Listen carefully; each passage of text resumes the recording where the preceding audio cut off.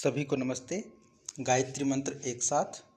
ओम भूर्भुवः स्वः तत्सवितुर्वरेण्यं भर्गो देवस्य धीमहि धियो यो नः प्रचोदयात्।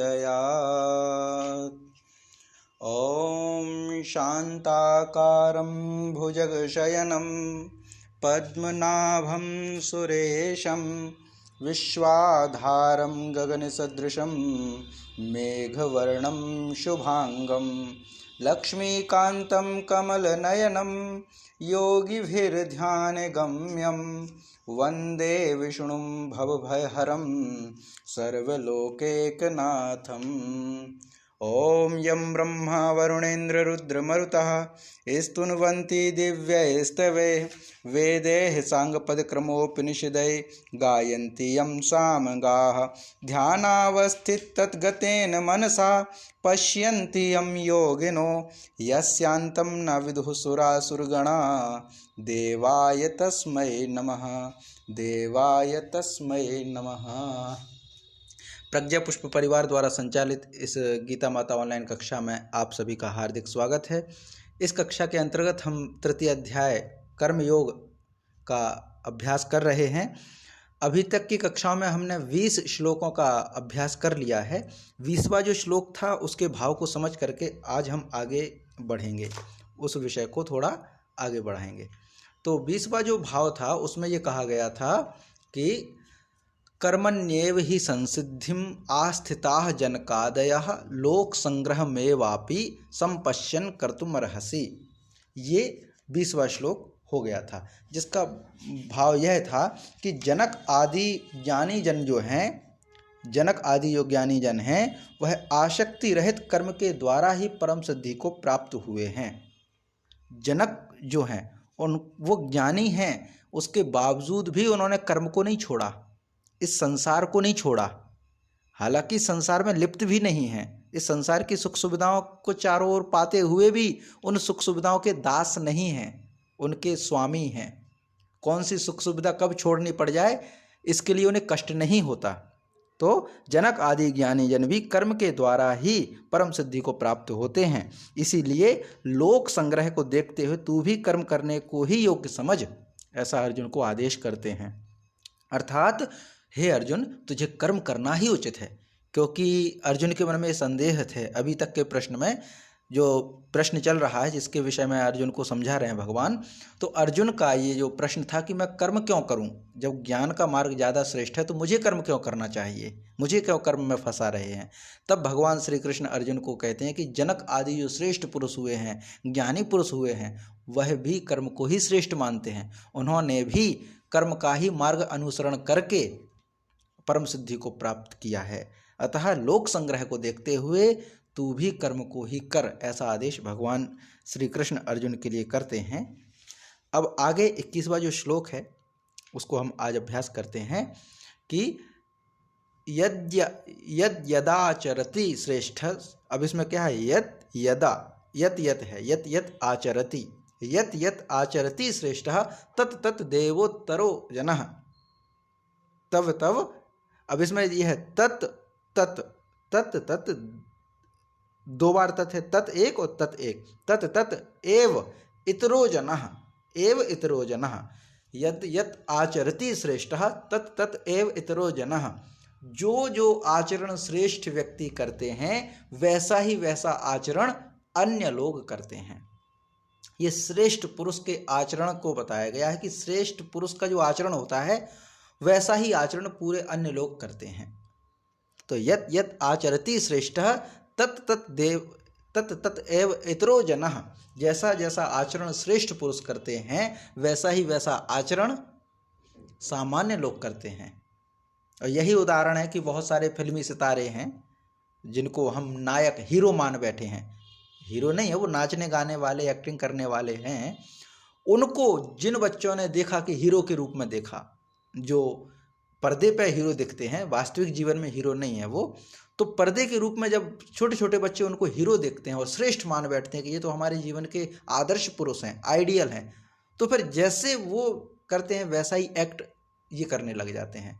ये हम लोग व्यवहार में भी देखते हैं। कोई बड़ा व्यक्ति जिस तरह से बोलता है, जिस तरह से चलता है, जिस तरह से खाता है, पीता है, पहनता है, वैसे ही उसके अनुयायी लोग उसके ही जैसा आचरण करने लगते हैं, उसके जैसे ही बनने लगते। तो यही बात कही गई है कि श्रेष्ठ पुरुष जैसा आचरण करता है, अन्य लोग उसका ही अनुकरण करते हैं, उसका ही अनुसरण करते हैं। स यत् प्रमाणम कुरुते लोकस्तत् अनुवर्तते। और वह श्रेष्ठ पुरुष जैसा आचरण, जैसा प्रमाण मानता है, जैसा प्रमाण देता है, वैसे ही व्यक्ति, वैसे ही प्रमाण को लोग स्वीकार करने लगते हैं। यही कारण है कि आज हमारे समाज में कोई भी बड़े व्यक्ति जो बड़े ओहदे पर बैठे हुए हैं, बड़े पद पर सुशोभित हैं, वह व्यक्ति जो बयान दे देते हैं, जिस तरह की बातें कर देते हैं, लोग वैसा ही आचरण करने लगते हैं, विचार नहीं करते। वो जो प्रमाण दे देते वही प्रमाणित हो जाता है, वही समाज में घूमने लगता है। तमाम वो हैं, चलते रहते, क्रिया विधियाँ चलती रहती हैं, है ना। कई बार जैसे ये श्री राम मंदिर स्थापना हुई तो इसमें कुछ व्यक्तियों ने कह दिया कि घर घर पर दीपक जलाइए। तो एक सामान्य व्यक्ति की सोच भी वहाँ पे असर कर गई कि नहीं, हाँ, मुझे भी घर में दीपक जलाने चाहिए, मुझे भी दीपावली जैसा माहौल बनाना चाहिए। उसको कहा किसने? एक श्रेष्ठ व्यक्ति ने, जिसको वो श्रेष्ठ मानता है। वो धर्मगुरु हो सकते हैं, धार्मिक मंच पर बैठे हुए व्यक्ति हो सकते हैं, राजनीतिक मंच पर बैठे हुए व्यक्ति हो सकते हैं। तो बड़े धूमधाम से मनाया गया। अर्थात यही है कि श्रेष्ठ व्यक्ति जो कार्य करता है, जैसा आचरण करता है, उसके अनुकरण करने वाले अन्य व्यक्ति भी वैसा ही आचरण करते हैं। और श्रेष्ठ व्यक्ति जिसको प्रमाण मानता है, अन्य लोग भी वैसा ही प्रमाण मानते हैं। तो ये है यत् यत् आचरति श्रेष्ठः तत् तत् एव इतरो जनः सयत् प्रमाणम कुरुते, सयत् प्रमाणम कुरुते लोकस्तदनुवर्तते। लोक भी, जनता भी वैसा ही अनुसरण करने लगती है। तो ये हो जाएगा। तो यद यदाचरते श्रेष्ठ, यद यदाचरते श्रेष्ठ तत्तत् देवेतरो जनः, तत्तत् देवेतरो जनः सयत् प्रमाणम कुरुते, सयत् प्रमाणम कुरुते लोकस्तदनुवर्तते, लोकस्तदनुवर्तते। तो श्रेष्ठ पुरुष जैसा जैसा आचरण करते हैं, अन्य लोग भी वैसा ही उनका ही अनुकरण करके वैसा ही व्यवहार करते हैं। और श्रेष्ठ पुरुष जिसको प्रमाण मानते हैं, समाज में भी वैसा ही प्रमाण प्रचलित हो जाता है। तो ये हो गया अपना 21वां श्लोक। अब 22वें श्लोक की ओर आगे बढ़ते हैं। 22वें श्लोक में है, न मे पार्थास्ति कर्तव्यम त्रिषु लोकेषु किंचन, न मे पार्थास्ति कर्तव्यम त्रिषु लोकेषु किंचन नान व्याप्तम अवाप्तव्यम वर्त एव च कर्मणि। अब यहाँ पर भगवान कहते हैं अर्जुन को कि न मे पार्थ अस्ति कर्तव्यम त्रिषु लोकेषु किंचन। हे पार्थ, मुझे तीनों लोक में कुछ भी करने योग्य कार्य नहीं है कि जिसको मैं करना चाहूँ। कर्म क्यों करते हैं? सामान्य लोक व्यवहार में कर्म क्यों करते हैं? क्योंकि हमें धर्म, अर्थ, काम चाहिए, मोक्ष भी चाहिए। अंत में हम सब कर्म इसीलिए कर रहे हैं ताकि हम अपने कर्मों के बंधन से छूट सकें। कभी अनजाने में हमने जो कर्म कर दिए, उनके जो फल हमें भोगने हैं, तो अब हम सत्कर्म करते हुए, अर्थात कर्म करते हुए ही उनके फल को भोग करके धर्म, अर्थ, काम और मोक्ष को प्राप्त करें। यही पुरुषार्थ है। तो भगवान श्री कृष्ण कहते हैं कि हे अर्जुन, मेरे लिए इन तीनों लोकों में कोई भी कर्तव्य नहीं है। अर्थात मुझे ना तो धर्म चाहिए, ना अर्थ चाहिए, ना काम चाहिए, ना मोक्ष चाहिए। भाई मैं ईश्वर है, उनको क्या मोक्ष चाहिए? तो यहाँ पे ये कहा गया है कि हे पार्थ, मेरे लिए इस संसार में तीनों लोकों में कोई भी कर्तव्य नहीं, माना करने योग्य मेरे लिए कोई कार्य ही नहीं है। नान व्याप्तम व्याप्तव्यम, ना तो मुझे कुछ प्राप्त करना है, माने ना तो मुझे कुछ प्राप्त करने योग्य है और ना ही अप्राप्त है। माने ना तो मुझे कुछ प्राप्त करना है, ऐसा कोई चीज है ही नहीं जो जिसको मैं प्राप्त करना चाहूं, और ना ही ऐसी कोई चीज इस पूरे तीनों लोकों में नहीं है जिसको मैं प्राप्त नहीं है जो मुझे। अर्थात मुझे तो सब कुछ प्राप्त है, मैं किसी को प्राप्त करना नहीं चाहता। इसीलिए तीनों लोकों में मुझे ऐसा कोई काम नहीं दिखता जो मैं करना चाहूं, मेरे लिए कोई काम नहीं है, ऐसा वो कहते हैं। तब भी कर्मणि एव वर्तते, फिर भी मैं कर्म करता हूँ। ये भगवान श्री कृष्ण कहते हैं अपना उदाहरण दे करके।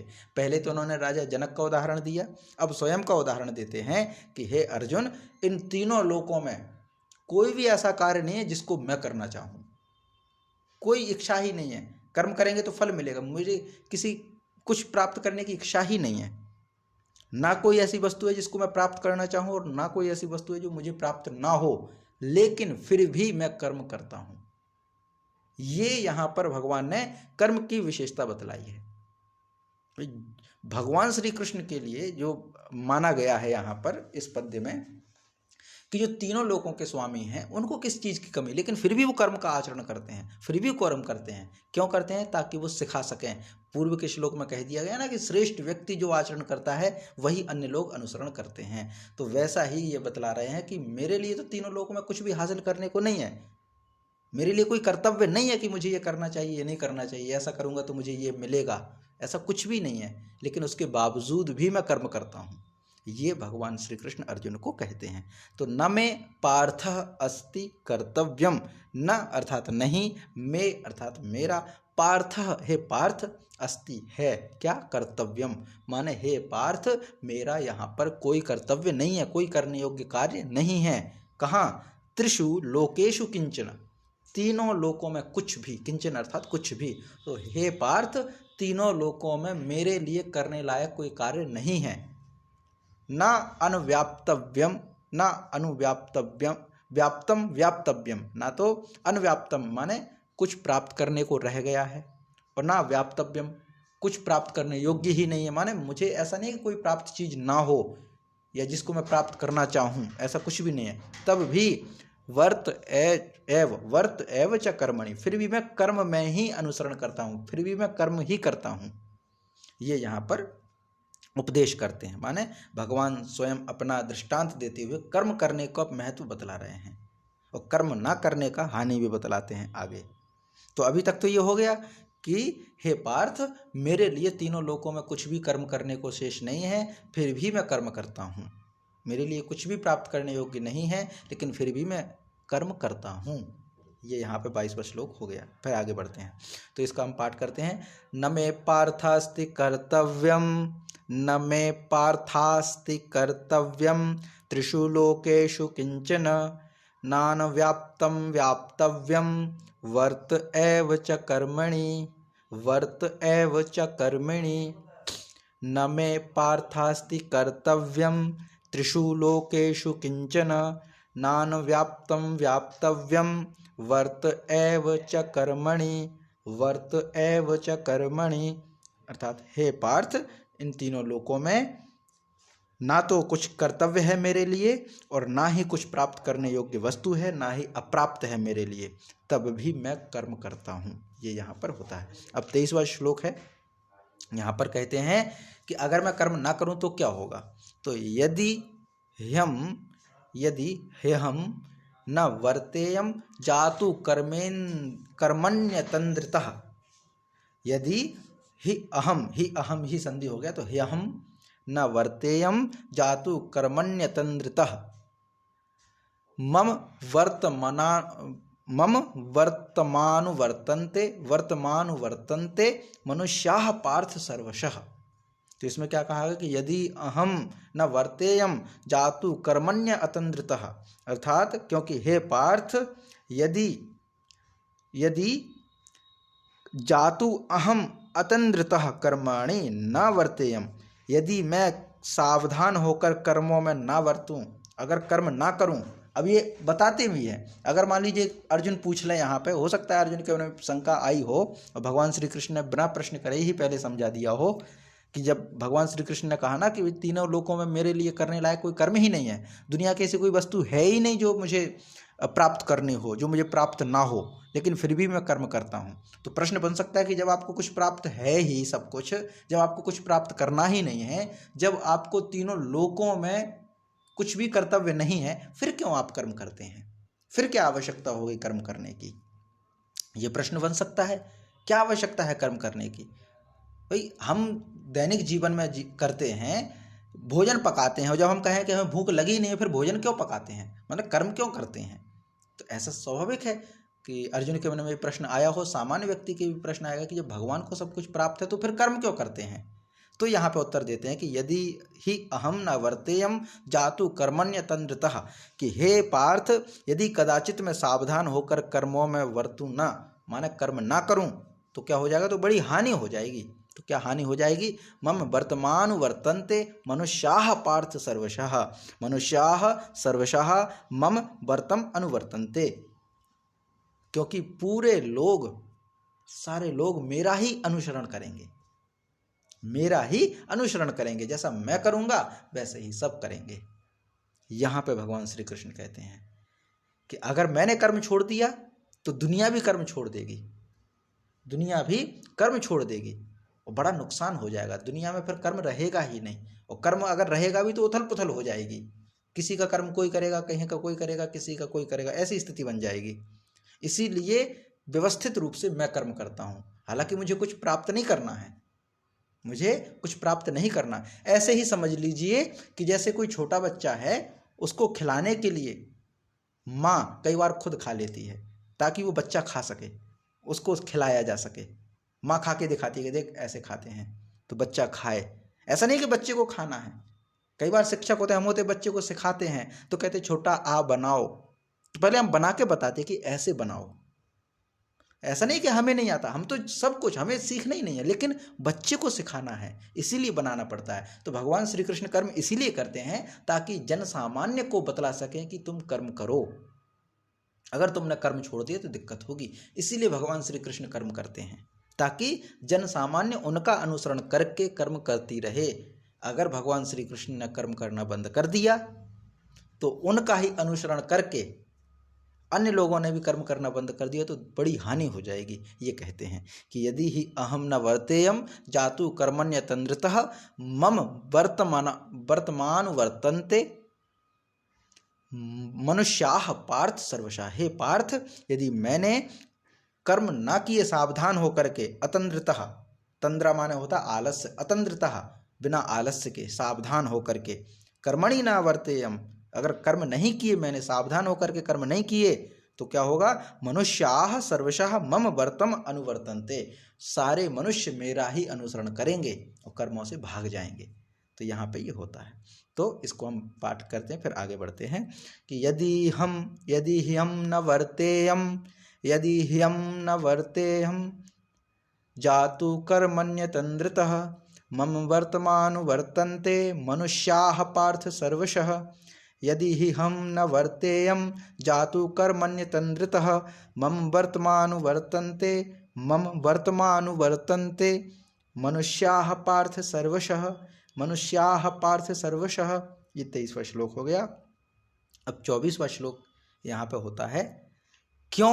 अब इसमें इसी से जुड़ा हुआ अगला 24वां आएगा। यहाँ पे कह दिया ना कि अगर मैंने कर्म छोड़ दिया तो सभी लोग मेरा ही अनुसरण करके कर्म त्याग देंगे। फिर क्या होगा, 24वें में फिर कहते हैं उत्सीदे युरे में युदिरि में लोका, उत्सीदे युरि में लोका, उत्सीदेयु, ये है उत्सीदेयुः, उत्सीदेयुः इमे लोका, तो ये हो जाएगा उत्सीदेयुः में, यू जो विसर्ग है ना, विसर्ग का रा हो गया और इमे हो गया, तो उत्सीदेयुरिमे लोका, उत्सीदेयुरिमे लोका ना कुर्याम कर्म चेदहम। ये आवाज म्यूट कर लीजिए फूलदेव जी, अपना माइक म्यूट कर लीजिए, डिस्टरबेंस हो रहा है जी, धन्यवाद। तो अब यहाँ पे कहते हैं उत्सीदेयुरेमे लोका ना कुर्याम कर्म चेदहम संकरस्य च कर्तारस्याम उपहन्यामिमाम प्रजाः। अब इसमें क्या है कि यदि मैं कर्म ना करूं तो क्या होगा, उत्सीदेयुः इमे लोकाः ना कुर्याम कर्म चेत अहम, चेत अहम, यदि मैं कर्म ना कुर्याम, कर्म नहीं करूं, यदि चेत अर्थात होता यदि, अहम अर्थात मैं, यदि अहम अर्थात मैं, चेत अहम यदि मैं कर्म ना कुर्याम, कर्म ना करूं तो क्या होगा, तो इमे लोकाः उदिसेयुः, इमे लोकाः उदिसेयुः, यह लोक नष्ट भ्रष्ट हो जाएंगे। इसीलिए कर्म करना पड़ता है भगवान को। अगर मैं कर्म ना करूं, ये बात कही गई है प्रश्न पहले ही चला ना कि अगर मैं ना करूं तो कैसे नष्ट हो जाएगा, कैसे जो है मेरा अनुसरण करेंगे लोग तो क्या हो जाएगा। तो वो बतलाते हैं भगवान श्री कृष्ण कि अगर मैंने कर्म नहीं किए, ना कुर्याम कर्म चेदहम, चेत अहम कर्म ना कुर्याम, अगर मैं कर्म ना करूं, इमे लोका उदिसेयुः, यह सारे लोक नष्ट भ्रष्ट हो जाएंगे। और फिर क्या होगा, संकरस्य कर्ता श्याम इमाह प्रजा उपहान्याम, उपहन्याम। तो संकरस्य, संकरस्य अर्थात संकरता करने वाला, कर्ता श्याम कर्ता हो जाऊंगा, संकरस्य कर्ता श्याम, मैं संकरता फैलाने वाला कर्ता हो जाऊंगा। संकरता मतलब एक का कर्म दूसरा करने लगे, उथल पुथल हो जाए, यहाँ का वहां होने लगे, क्योंकि प्रकृति में है, जीवन में है तो कुछ तो होगा, उथल पुथल होगा, इसका ये कुछ ना कुछ। जब कर्म ही नहीं करेगा कोई तो छीनेगा झपटेगा, मेहनत ना करेगा तो छीनेगा झपटेगा, तो क्या होगा, शंकरता है, माने शंकर का भाव है यहाँ पर, एक के कर्म को दूसरा करे, वही तो है मिक्स हो जाना।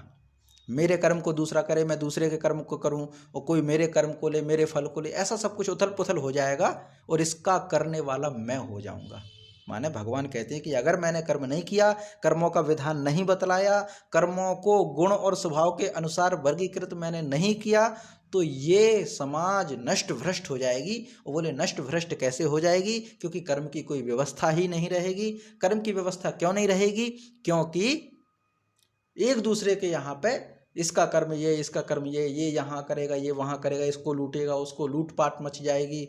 कोई गलत प्रकृति का व्यक्ति कोई दूसरा कर्म करेगा, कोई दूसरी प्रकृति का व्यक्ति दूसरा कर्म करेगा, तो उथल पुथल हो जाएगी। और इस उथल पुथल का, इस संकरता का जो कर्ता होगा वो मैं बन जाऊंगा, मैं बन जाऊंगा, और इस समस्त प्रजा को नष्ट करने वाला भी मैं बन जाऊंगा।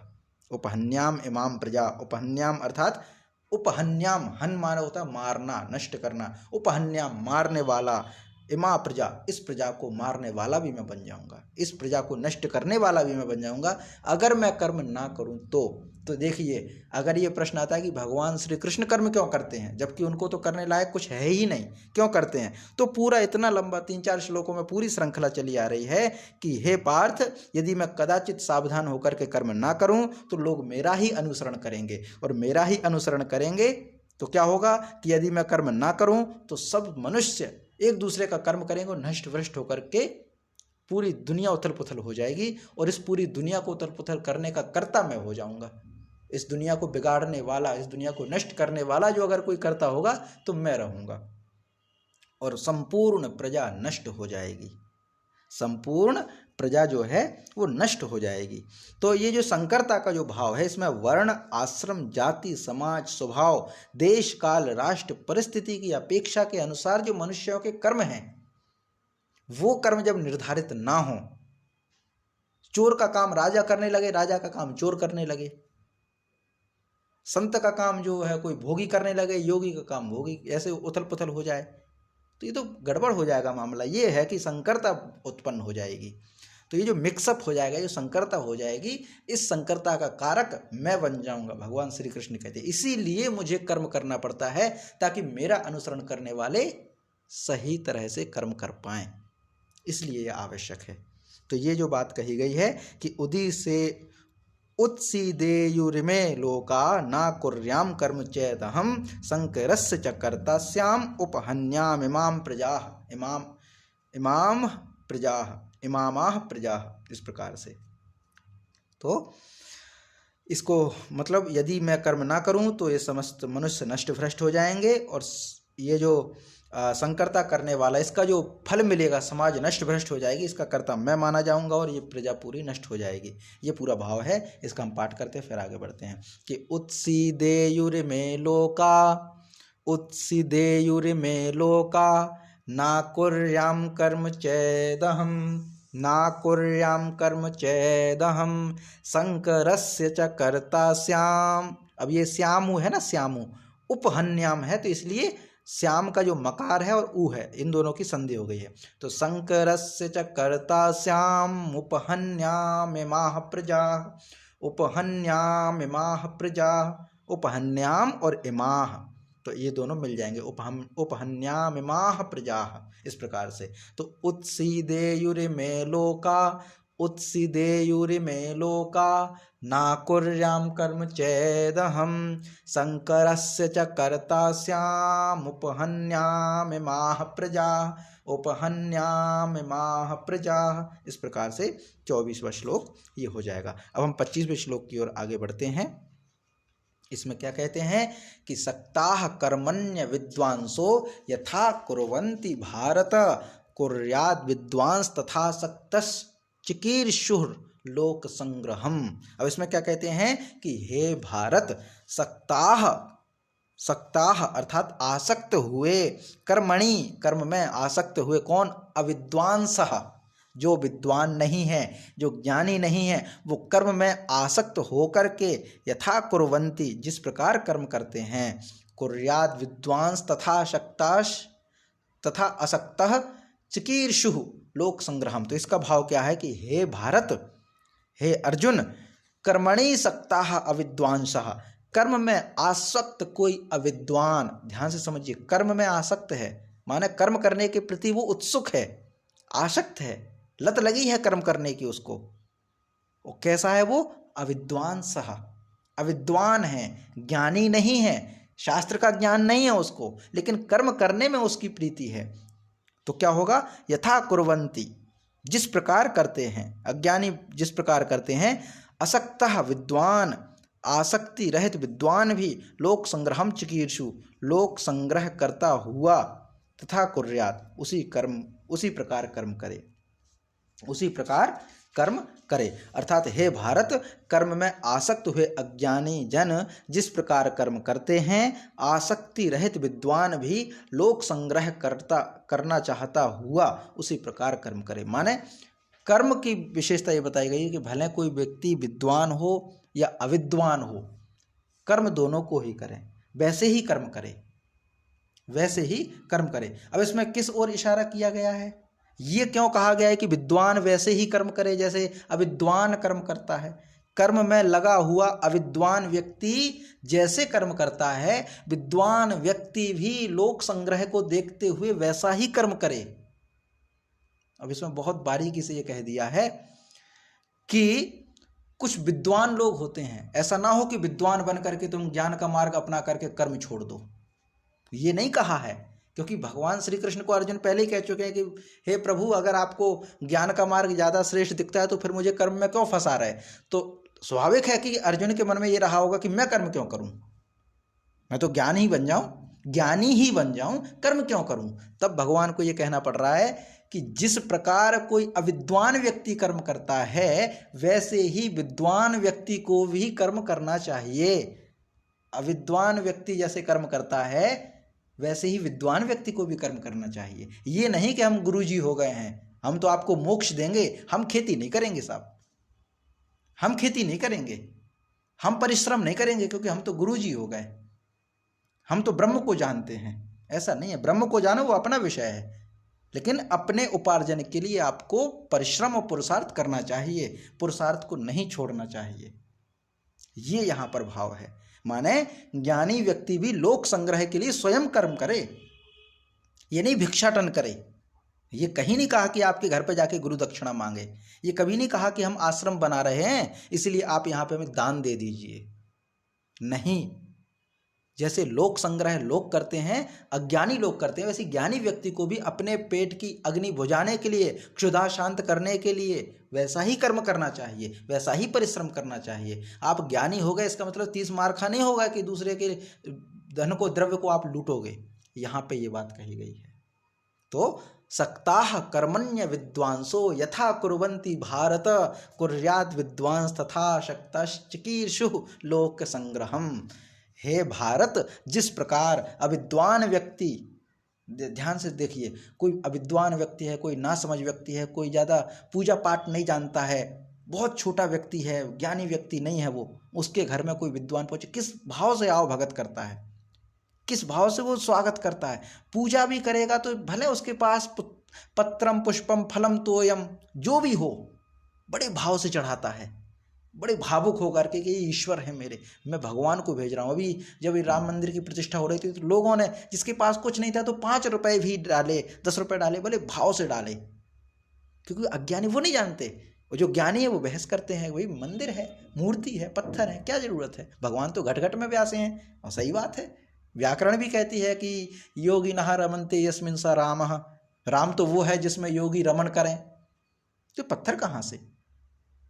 लेकिन ज्ञानी से ज्ञानी व्यक्ति को भी कर्म वैसा ही करना चाहिए। तो खैर एक उदाहरण दिया दान का, पर भाव वैसा ही होना चाहिए जैसा एक अज्ञानी व्यक्ति का, क्योंकि ईश्वर के साक्षात्कार में ज्ञान कोई वो नहीं हो जाता कि आवश्यकता हो, अज्ञानी व्यक्ति भी ईश्वर को प्राप्त कर सकते हैं। हमारे यहाँ तो कहा जाता है जानवरों ने भी ईश्वर को प्राप्त किया। हाथी ने एक बार पुकार लगाई थी, कथा आती है, तो भगवान कृष्ण आए थे, विष्णु जी आए थे रक्षा करने के लिए। जटायु ने जब अपना सब कुछ न्यौछावर किया तो भगवान ने उनको अपने गोदी में शरण दी थी। तो ज्ञानी होना ना होना ये वो नहीं है महत्व का, भाव कितने हैं। तो ये भाव सीधा, इसमें ज़्यादा व्याख्या ना करते हुए यही है कि अगर कोई अविद्वान व्यक्ति कर्म में आसक्त होकर के कर्म करता है, वैसे ही विद्वान व्यक्ति को भी कर्म करना चाहिए लोक संग्रह को देख करके। अपने जीवन को व्यतीत करने के लिए जैसे लोग अपना संग्रहण करते हैं, वैसे ही ज्ञानी व्यक्ति को भी अपना संग्रह करने के लिए ये सब करते रहना चाहिए। भले आप ईश्वर के साक्षात्कार हो गए हों, तब भी मैं तो ये कल्पना देखता हूँ कि बड़े बड़े जो भी जैसे हो, मैं तो ये चाहता हूँ कि मैं जो भी अन्न खाऊं, ग्रहण करूं, वो मेरे द्वारा उत्पन्न किया गया हो। मैं जो भी वस्त्र पहनूं, उसके लिए मेरे भी हाथ में से कुछ गया हुआ हो, जो मेरा खुद का, मेरे शरीर के द्वारा अर्जित किया गया हो। ये ज़्यादा महत्व का है। तो ये बात कही गई है। तो सक्ता कर्मण्य विद्वांसो, सक्ताः कर्मण्य विद्वांसो यथा कुर्वन्ति भारत, कुर्याद् विद्वांस तथा शक्तश् चिकीर्षुर्लोक संग्रहम, चिकीर्षुर्लोक संग्रहम। सक्ताः कर्मण्य विद्वांसो, सक्ताः कर्मण्य विद्वांसो यथा कुर्वन्ति भारत, कुर्याद् विद्वांस तथा शक्तश्, कुर्याद् विद्वांस तथा शक्तश् चिकीर्षुर्लोक संग्रहम, चिकीर्षुर्लोक संग्रहम। ये 25वां श्लोक हो जाएगा। इसके बाद 26वां जो श्लोक है वह है न बुद्धि भेदम जनयेद ज्ञानाम कर्म संगिनाम।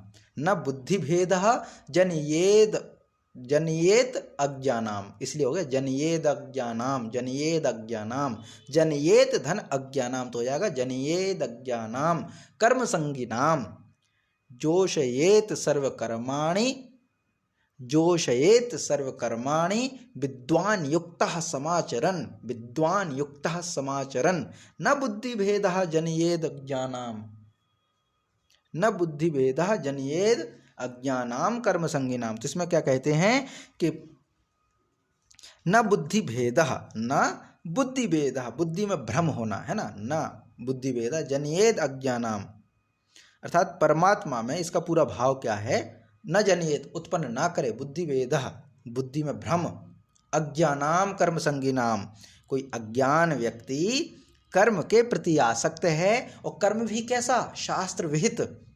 अगर कोई अज्ञानी व्यक्ति शास्त्र विहित कर्म करता है तो न बुद्धि भेदम जनयेत, तो वहां पर बुद्धि का भ्रम पैदा मत करो।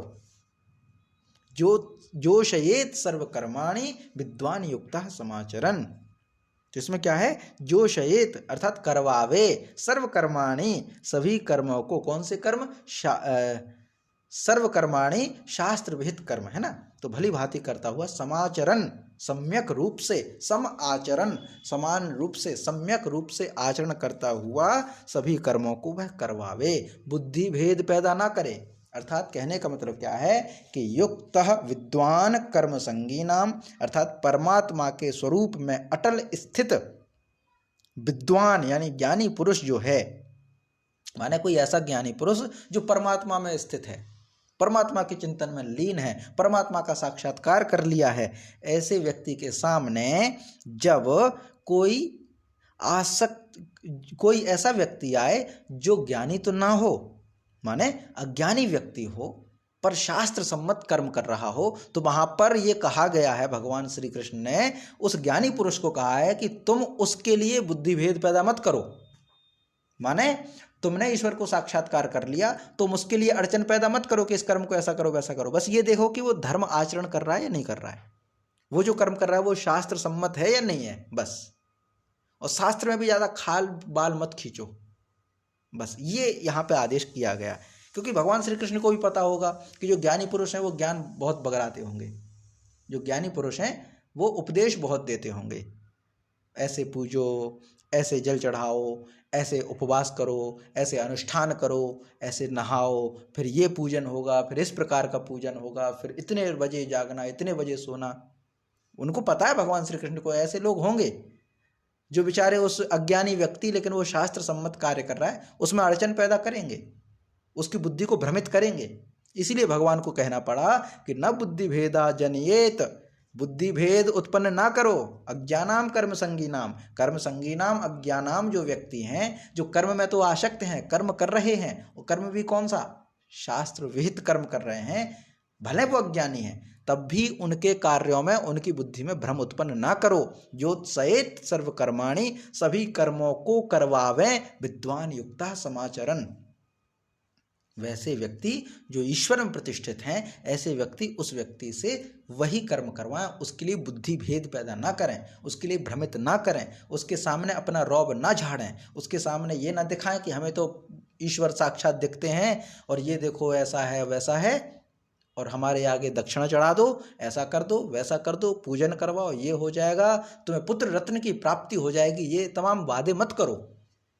तो उसको शास्त्र विहित कर्म कर रहा है, करने दो, अज्ञानी है बना रहने दो, बस ये देखो कि वो गलत कर्म ना करे, बाकी चलने दो उसको, शास्त्र विहित कर्म करवाओ, इति श्री, बस ये उपदेश यहाँ पर कहा गया है कि न बुद्धि भेदा जनयेत अज्ञानाम कर्म संगीनाम ज्योत्सयेत सर्वकर्माणि विद्वान युक्तः समाचरण, विद्वान युक्तः समाचरण, अर्थात परमात्मा में अटल जो विद्वान हैं उसको चाहिए कि अगर कोई अज्ञानी व्यक्ति कर्म में आसक्ति रख करके कर्म कर रहा है तो उसके लिए बुद्धि भेद पैदा ना करें, भ्रम पैदा ना करें, किंतु स्वयं शास्त्र विहित कर्मों का भली भांति आचरण करवावें और खुद करें, ये कहा है। अगर कोई टीचर होगा तो वो यही कहेगा ना कि भाई तुम ज़्यादा होशियार हो, कोई कमज़ोर है तो यही कहेंगे कि भाई तुम अपने ज़्यादा ज्ञान मत झाड़ना, उस पर उसको जितनी ज़रूरत हो उतनी मदद कर देना, देखना कि वो गलत ना करे, बाकी तुम अपना ज्ञान मत बघाड़ना वहाँ पे। ऐसे ही भगवान श्री कृष्ण ने भी कहा है कि जो ब्रह्म में स्थित है उसको भी चाहिए कि वो वहाँ पे बुद्धि भेद पैदा ना करे, जैसा वो कर पा रहा है वैसा करे, बस ये देखो कि गलत काम ना करे, ये यहाँ पे उपदेश किया गया है।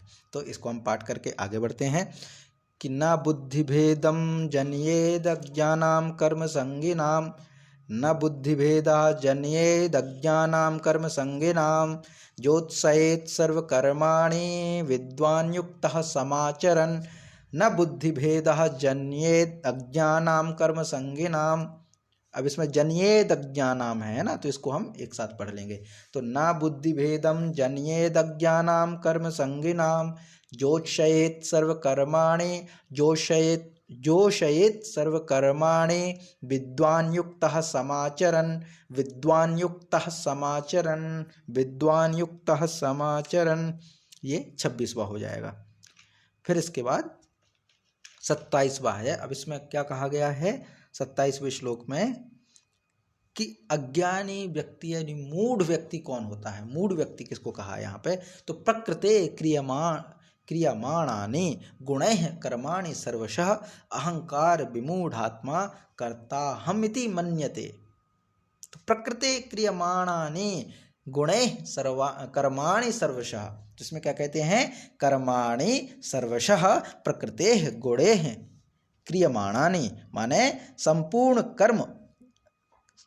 कर्म अर्थात सर्वाणि कर्माणि, सर्वाणि तो नहीं है लेकिन कर्माणि अर्थात बहुवचन है, अर्थात सभी कर्म, सर्वशः सब प्रकार से, प्रकृतेः गुणैः प्रकृति के गुणों के द्वारा, क्रियमाणानि क्रियाशील हैं, किए जाते हैं, माने संपूर्ण कर्म जो हैं वो सब प्रकार से प्रकृति के गुणों के द्वारा ही किए जाते हैं, लेकिन अहंकार विमूढ़ आत्मा, जिसका अंतःकरण अहंकार से भरा पड़ा है, ऐसा अज्ञानी व्यक्ति, ऐसा विमूढ़ आत्मा कर्ता अहम इति मन्यते, मैं ही करता हूं ऐसा मानता है, ऐसा मान के बैठ जाता है।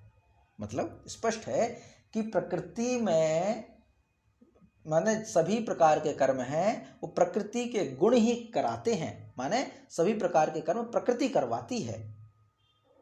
लेकिन अहंकार जो मान बैठा है वो विमूढ़ आत्मा, वो ये मानता है कि मैं ही करता हूं। अब यहां पर जो बात कही गई है, जो व्यक्ति ये कहता है कि भाई मैं कर रहा हूं, मैंने करवाया, मैंने ये किया, मैंने वो किया, जिस प्रकार का जो व्यक्ति इस प्रकार का वाचन करता है उसको भगवान समझा रहे हैं कि भाई प्रकृति के गुणों से हो रहा है सब, जिस प्रकार के कर्म है वो सब प्रकृति के द्वारा चल रहे हैं, संचालित हैं। तुमने कुछ नहीं किया, तुम तो अहंकार में मूढ़ हो। इसलिए हे अहंकार के मूढ़ ज्ञानी पुरुष, व्यंग के रूप में कि हे अहंकार के विमूढ़ आत्मा जो व्यक्ति है वह स्वयं को कर्ता मान बैठता है। वो ये मान बैठता है कि हाँ मैंने किया है, मैं करवाता हूँ, मेरा है, ये मेरे द्वारा किया गया है। बल्कि ऐसा नहीं है, वो तो प्रकृति के गुणों के द्वारा संपन्न हुआ कार्य है, किसी व्यक्ति के द्वारा किया हुआ कार्य नहीं है। तो ये जो कहा गया है कि प्रकृतेः क्रियमाणानि गुणैः कर्माणि सर्वशः, कर्माणि सर्वशः प्रकृतेः गुणैः क्रियमाणानि, माने सभी प्रकार के कर्म प्रकृति के गुणों के द्वारा किए जाते हैं। माने ये जो पूरा संसार है, जो प्रकृति है, ये जो विश्व है, इसके द्वारा संचालित होते हैं सभी कर्म। लेकिन अहंकार विमूढ़ात्मा, जिसके अंतःकरण में अहंकार भरा हुआ हो, ऐसा मूर्ख व्यक्ति कर्ता अहम इति मन्यते, मैं ही करता हूं ऐसा मान बैठता है। माने अब देखिए यहाँ पे एक तरफ तो कह रहे हैं भगवान श्री कृष्ण की कर्म करो, और दूसरी तरफ ये भी कह रहे हैं खुद को कर्ता मत मानो। मतलब एक बात शुरू से चली आ रही है कि गीता जो है वो दोनों विचारों के बीच का है, ना राइट ना लेफ्ट, मध्यम मार्गी है, ना वाम मार्गी ना दक्षिण मार्गी, मध्यम मार्गी है गीता जी। वो ये भी नहीं कहते कि तुम संसार छोड़ दो, वो ये भी नहीं कहते कि तुम संसार में रम जाओ, ना योगी बनो ना भोगी बनो, बीच का मार्ग अपनाओ। तो वो ये कहते हैं कि तुम कर्म से मत भागो, और ना ये है कि कर्म के कर्ता खुद बन जाओ, नहीं, कर्ता ईश्वर को बनाओ, स्वयं को निमित्त मानो और कर्म करो, ये बीच का मार्ग है। तो प्रकृतेः क्रियमाणानि गुणैः कर्माणि सर्वशः, प्रकृतेः क्रियमाणानि गुणैः कर्माणि सर्वशः अहंकार विमूढ़ात्मा कर्ताहमिति मन्यते, प्रकृतेः क्रियमाणानि गुणैः कर्माणि सर्वशः अहंकार विमूढ़ात्मा कर्ताहमिति मन्यते। ये हो जाएगा इसका भाव। अब आगे अगला जो श्लोक है वह है तत्त्ववित्तु महाबाहो गुण कर्म विभागयो गुणा गुणेषु वर्तन्त इति मत्वा संजते। जी व्यवधान डाल रहा हूँ, क्षमा करें। जी जी, मैं थोड़ा 2 मिनट के लिए, कोई घंटी आ गई थी तो बाहर चला गया था। इसको पहले वाले को वापस बताइए, मूढ़ पुरुष के लक्षण में इसको किस तरह से बताया गया है। जी जी जी, ठीक है। तो इससे पहले जो श्लोक पढ़ रहे थे इसमें था मूढ़ पुरुष का जो लक्षण है उसमें है प्रकृतेः क्रियमाणानि गुणैः कर्माणि सर्वशः, अर्थात कर्माणि सर्वशः प्रकृतेः गुणैः क्रियमाणानि, माने सभी प्रकार के जो कर्म हैं वह प्रकृति के गुणों के द्वारा संपन्न होते हैं, प्रकृति के गुणों के द्वारा किए जाते हैं। माने जितने भी प्रकार के कर्म हैं वो प्रकृति के गुणों के द्वारा किए जाते हैं। अहंकार विमूढ़ात्मा कर्ता अहम इति मन्यते, लेकिन जिसके अंतःकरण में अहंकार है, जिसके अंतःकरण में स्वयं का बोध ज्यादा है, स्वयं का भाव ज्यादा दिखता है, वह स्वयं को कर्ता मान बैठता है। कर्ता अहम इति मन्यते, कर्ता अहम माने मैं, कर्ता इति मन्यते, वो ये मान बैठता है कि मैं कर रहा हूं। असल में वो संपूर्ण कार्य प्रकृति के गुणों के द्वारा हो रहे हैं, जितने भी कार्य हैं वो प्रकृति के गुणों के द्वारा संपन्न किए जाते हैं। लेकिन जिसके अंतःकरण में अहंकार है, ऐसा अज्ञानी, ऐसा मूर्ख व्यक्ति, ऐसा अज्ञानी व्यक्ति मैं करता हूं ऐसा मान बैठता है, तो उसको मूढ़ पुरुष कहा है। अर्थात मूढ़ पुरुष वो है जो कर्म करके स्वयं को मानता है। प्रश्न ये है जी कि इसमें सबसे बड़ी बात है, इसीलिए मैंने वापस इसको थोड़ा सा आपसे जी व्याख्या करने के लिए बोला था। जी देखो, नीतिकारों ने तो ये बोल दिया कि प्रकृति प्रदत्त जो है वो गुणों के कारण ही जो है वो सभी कर्म जो है वो करता है, वो व्यक्ति करता जो है क्रियामान रहता है। लेकिन अपने आप में यदि कोई अहंकार यदि अंदर से रख रहा है जी तो उसको जो है वो मूढ़ पुरुष के लक्षणों में बताया गया है। जी यही बात है ना? जी यही है। यही है। तो अब ये बात ये देखिए, शास्त्रीय शास्त्रोक्ति तो ठीक है जी, लेकिन क्या जीवन में जो स्वभाव रूप से यदि रूटीन की लाइफ में नियमित लाइफ में आप किसी को भी यदि कोई अपना अहंकार यदि रखता है किसी कारण से, तो उसको क्या मूढ़ ही बोलेंगे और कोई उसके लिए शब्द नहीं है, वो मूर्ख ही है? ऐसा तो नहीं होना चाहिए। अब यहाँ अहंकार का मतलब केवल ये नहीं है कि वो ईगो रखेगा या एरोगेंस है, या अहंकार का मतलब कई बार अपने स्वाभिमान की रक्षा के लिए भी जो है वो अहंकार रखता है आदमी ना, बिल्कुल पॉजिटिव रूप में लिया जाए जी जी, तो फिर उसको विमूढ़ कैसे कहेंगे? इसमें तो मतलब जहाँ तक मैं समझ पाया हूँ इस बात को कि मूढ़ पुरुष यहाँ पे इस लक्षण इस भाव से कहा गया है कि वह व्यक्ति मूर्ख, यहाँ पे इस भाव से कहा गया कि वह व्यक्ति प्रकृति को यानी कर्म किसके द्वारा हो रहा है शायद इस भाव से अनविज्ञ है, वो स्वयं को कर्ता मान बैठा, इसलिए इस भाव से उसको मूर्ख कहा है। और लौकिक में तो वैसे चलता ही है कि हमने ये किया हमने ये किया, उस भाव में उसको मूर्ख कहा कि भाई तुम खुद को मत मानो कि तुमने ये किया है, करने वाली तो प्रकृति और गुण है और ईश्वर है, माने स्वयं को निमित्त मान करके कर्म करना, यहाँ पे उपदेश किया है। ये बात ठीक है जी, ये बात बिल्कुल सही है। माने स्वयं को हमें एक निमित्त मान के कार्य करना कि भाई ठीक है, हमें निमित्त चुना है प्रकृति ने इस काम को कराने के लिए, इसके लिए प्रकृति का धन्यवाद, बाकी हम करता नहीं है। हो जाए तो सारी समस्या ही खत्म हो जाए। वही तो, इसीलिए तो कहा है गीता माने ये जो मार्ग है वो क्षुरस्य धारा निशिता दुरत्या दुर्गम पथस्तत् कवयो वदन्ति, कठोपनिषद के अनुसार कि ये जो मार्ग है वो बहुत छुरी की धार पे चलने के बराबर है, जिसको, और रात अंधेरी है, निशिता दुरत्या, दुर्गम पथ दुर्गम है, ऐसा विद्वान लोग कहते आए हैं। तो बड़ा मुश्किल है, और गीता जी तो दोनों के बीच के हैं कि कर्म भी करना है, उपदेश भी करना है कि कर्म भी करना है, और कर्म का कर्ता भी नहीं बनना है। जी मैं भी कुछ जी जी जी जी, हाँ प्रश्न कीजिए, 28वां श्लोक हम कल करेंगे फिर। जी, जो अहंकार होता है उसको कितना तरह के बताया गया है, जैसे सात्विक की इस तरह से बता रहे थे जी, ये भी जरूरी है अहंकार। जैसे आप बोल रहे हैं जी, मैंने ये किया, इसमें एक अहंकार आया जी जी, लेकिन उसका ये भी मतलब देखा जाता है कि वो सात्विक है कि राजसिक है या क्या है, इसके आधार पर कुछ है जो हमको पता नहीं है। लेकिन आप अगर जानते होंगे तो और अच्छा से बता दीजिए। जी, इसको जहाँ तक मैं समझा हूँ, अहंकार सात्विक अगर हो तो वो आत्म स्वाभिमान बन जाता है, आत्म स्वाभिमान है ना, सेल्फ रिस्पेक्ट जिसको हम कहते हैं।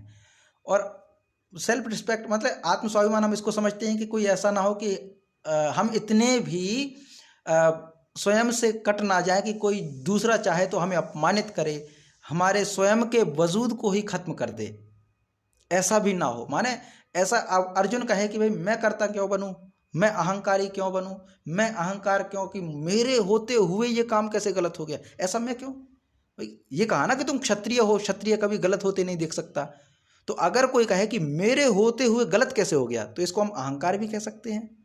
लेकिन वहां पर यह है कि भाई हमें कोई इतना ही नहीं कि हमारे वजूद को ही वो ना समझे, तो वहां जो है अहंकार, अहंकार का मतलब अहं माने मैं, कार माने स्वयं के वजूद को समझना, ये अहंकार। वैसे सात्विक अहंकार के पक्ष माने स्वयं के अस्तित्व को जानना, स्वयं के विषय में जानकारी रखना, ये अहंकार का सात्विक रूप है, जिसको हम आत्म स्वाभिमान कह सकते हैं। लेकिन अहंकार का नकारात्मक रूप, तामसिक रूप ये हो सकता है कि मैंने ये काम कराया, अगर मैं ना होता तो ये काम ना होता, मैं ना होता तो ये काम ना। तो जैसे अर्जुन के विषय में ये कहा जाता है कि एक युद्ध के बाद की ये घटना रही होगी जिसमें ये कहा जाता है कि पुरुष बलि नहीं होत है, समय होत बलवान। ये अर्जुन के लिए बात कही गई है कि पुरुष बलि नहीं होत है, समय होत बलवान। भीलन लूटी गोपिका, वेई अर्जुन वेहिवान। मतलब अहंकारी मत बनो, ठीक है, तुम्हारा स्वाभिमान है, बने रहो, अहंकारी मत बनो, क्योंकि तुम्हारा अहंकार, तुम्हारा बल समय भर रहने वाला नहीं है, ये समय का पलड़ा है जो चलता रह रहा है। तो इसीलिए अहंकारी ना बन करके स्वाभिमानी, और स्वाभिमान को हम कह दें आत्मसम्मान, या स्वाभिमान को हम कह दें सकारात्मक या फिर सात्विक अहंकार, और जिसको हम ईगो कहते हैं, जिसको हम अहंकार वास्तविक अर्थ में जो प्रचलित है उसको अगर माना जाए तो उसको हम कहेंगे ये तामसिक अहंकार। ये अंतर मुझे जहाँ तक लगता है, जितना मैं समझ पा रहा हूँ, ये भाव होगा। और अगर इसका कोई दूसरा अर्थ है तो वो शायद मुझे नहीं समझ पा रहा हूँ मैं। ये है इसका। तो आज ऐसा लगता है कक्षा यहीं तक समाप्त करते हैं, क्योंकि अगला जो है श्लोक हम कल करेंगे। जी बड़ा संक्षिप्त में है जी कि अहंकार को हम हमेशा नकारात्मक रूप में लेते हैं, वो बिल्कुल ठीक है जी। और इस जो खंडिका या श्लोक में जो बताया गया है कि प्रकृति जो है वो ये काम करवाती है, उस हिसाब से दिमाग को रखना चाहिए, मन को रखना चाहिए जी। लेकिन अहंकार एक बहुत बड़ी चीज है जिस तरफ लोग बागों का ध्यान नहीं जाता। लोक व्यवहार में कई बार ये होता है कि अपने सम्मान की रक्षा के लिए भी अहंकार को अपनाना होता है, फिर क्या करेंगे। जी बिल्कुल बिल्कुल, मैं भी इस बात को मानता हूँ। हम ये निश्चित कर ही नहीं पाते कि कब अहंकार कब स्वाभिमान। ये हमारा अहंकार है, स्वाभिमान है। अहंकार नहीं करना, अहंकार नहीं करना, तो कई बार हम स्वाभिमान भूल जाते हैं। हाँ, जैसे अब जैसे ये है, हम ये उदाहरण देते हैं कि महाराणा प्रताप ने घास की रोटियां खाना स्वीकार कर ली, गुलामी स्वीकार नहीं की। ये स्वाभिमान था उनका। अच्छा, इसको हम दूसरे पक्ष में, क्षमा चाहूँगा ये कहते हुए, लेकिन दूसरे पक्ष में कहें तो कोई बड़े अहंकारी थे, तुम इतने बड़े हो गए, मतलब कि हम दास्ता स्वीकार, क्या दास्ता स्वीकार करना, वही तो जीवन जीना है। तो ये दोनों तरफ से कहा जा सकता है, लेकिन वो स्वाभिमान है वो किस तरह से व्याख्या करता है जी, वो वाली बात है। हाँ तो बता रहा हूँ ना, जैसे हालांकि इस प्रसंग का कोई यहाँ लेना देना नहीं है 1% भी जी, लेकिन आपका ध्यान बताना चाहूंगा कि आप टीवी पर किसी भी चैनल पर आजकल देख लो, जो चुनावी जो है वो चल रहा है, क्या राहुल कोई ढंग की बात भी करेगा ना तो उसको ये सारे चैनल वाले जो है वो अपने उल्टे सीधे जो है बयानों से या उसकी जो इंटरप्रिटेशन से सारा उसका सत्यानाश कर देंगे। बिल्कुल बिल्कुल। वही बात यदि मोदी कहेगा तो उसको बड़े तरीके से जो है वो उसको संपन्न करवा देंगे। बिल्कुल बिल्कुल, नहीं सही बात है। इसको क्या नहीं, यही है ना, व्याख्या हमने अलग दे दी उसको। अच्छा, ये भी बात है कि अहंकार का जो है वो व्याख्या कई बार व्यक्ति की इमेज के कारण भी जो है वो परिवर्तनीय होती है। जी बिल्कुल बिल्कुल सही है। ठीक है ना। ये सब बातें हैं। चलिए ठीक है जी, ठीक है। कोई और प्रश्न हो तो आप बताइए, बाकी फिर शांति पाठ करते हैं। अच्छा, मैं ये कह रहा था कि शांति पाठ जो है जी, वो प्रॉपर जो वैदिक शांति पाठ है वो क्यों नहीं करवाते, जो उसमें शांति प्रकरण में जो है वो मंत्र है, तो उस तरह से वो शांति पाठ आप पूरा करवाइए तो बड़ा अच्छा भी लगेगा। ओम देव शांति वाला। हाँ, असली शांति पाठ तो प्रकृति का जो वरदान है या प्रकृति की जो यूं कहना चाहिए कि उपासना है, वो तो इसी शांति पाठ में है। हाँ हाँ, सो तो है। हाँ, चलिए उसी को करते हैं। ज्यादा लगेगा, लेकिन असली शांति पाठ यही है। नहीं, बिल्कुल सही है आपका कहना, तो हम उसी का अभ्यास करते हैं फिर।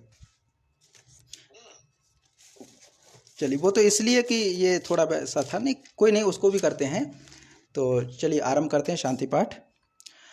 ॐ द्यौ शान्तिरन्तरिक्षगं शान्तिः पृथिवी शान्तिरापः शान्तिरौषधयः शान्तिः वनस्पतयः शान्तिर्विश्वे देवाः शान्तिर्ब्रह्म शान्तिः सर्वगं शान्तिः शान्तिरेव शान्तिः सा मा शान्तिरेधि।